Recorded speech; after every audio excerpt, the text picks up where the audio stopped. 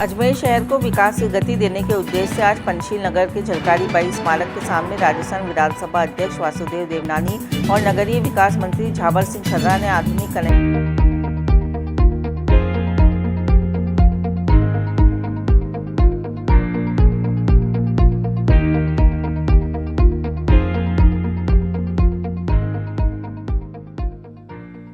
Centre सहित विभिन्न निर्माण कार्यों का शिलान्यास किया।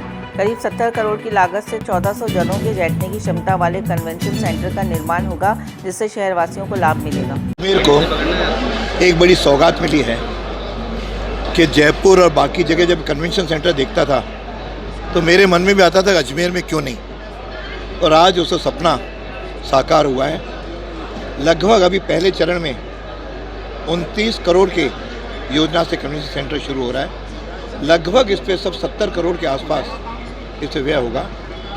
बहुत बड़ा सुंदर 1400 लोगों के बैठने का हॉल बनेगा, 400 का बनेगा, रेस्टोरेंट होगा, कई इवेंट्स बनाने के लिए ये बढ़िया उपलब्ध जगह होगी।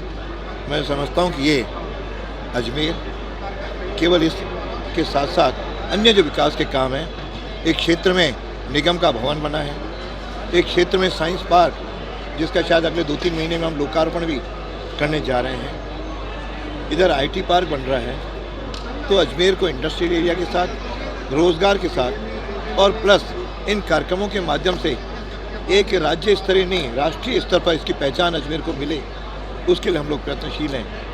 मैं समझता हूँ ये बन कर के लगभग इससे 1.5 से 2 साल लगेंगे, लेकिन जब खड़ा होगा तो निश्चित रूप से यहाँ सैकड़ों की संख्या में एक अच्छे कार्यक्रम, राज्य स्तरीय नहीं राष्ट्रीय स्तर के भी कार्यक्रम होंगे। और इसके पास में एक स्टेडियम भी बन रहा है जहाँ 40 से 50 हज़ार लोग बैठ सकेंगे, कार्यक्रम कर सकेंगे। और इंटर प्लाजा के साथ अजमेर से आने वाले इसको कनेक्टिविटी भी हम बढ़ा रहे हैं, रोड्स की कनेक्टिविटी बढ़ी है, तो निश्चित रूप से अजमेर एक सर्वांगीण विकास की ओर बढ़ रहा है। तो आपका भी हम चाहेंगे सहयोग मिले, हम सब नए और भी आगे प्लानिंग है। अब नया शहर जो बढ़ रहा है, जैसे दिल्ली है, दिल्ली और नई दिल्ली की आप चर्चा करते हो, तो हम अजमेर भी एक नए अजमेर की भी सपना संजोए हुए हैं, जिससे यहाँ के लोगों का पर्यटन का केंद्र भी बनेगा। जैसे तारागढ़ और ऐसे कई प्लेसेस हम लोग ले रहे हैं, तो पर्यटन का केंद्र भी बने, व्यावसायिक भी बने और लोगों को रोज़गार के स्थल भी बने। ऐतिहासिक स्थल तो है, उनके भी स्थलों का हम आगे नवीनीकरण कर रहे हैं।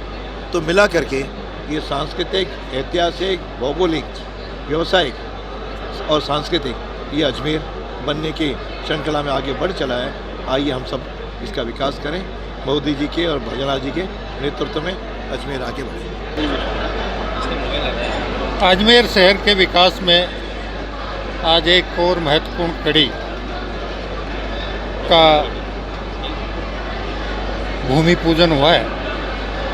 यहाँ एक कन्वेंशन सेंटर बनेगा जिसमें लगभग 1400 लोगों के बैठने की व्यवस्था होगी, और साथ ही DMFT फंड से भी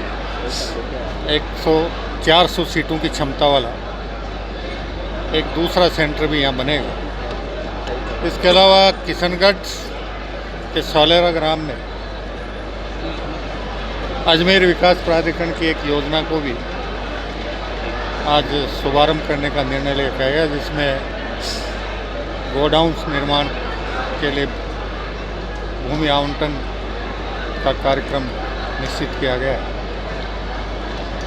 उसमें थोड़ी सी अड़चन किशनगढ़ कोटपुतली ग्रीनफील्ड वे के अलाइनमेंट को लेकर है। जल्दी ही वो काम भी जब सही हो जाएगा, उसके बाद उस योजना को मूर्त रूप दिया जाएगा और किशनगढ़ के विकास में भी उससे तेजी आएगी। इसके अलावा अजमेर शहर के विकास को लेकर अजमेर विकास प्राधिकरण और अजमेर नगर निगम दोनों द्वारा साझे रूप से हमारे राजस्थान विधानसभा के माननीय अध्यक्ष जी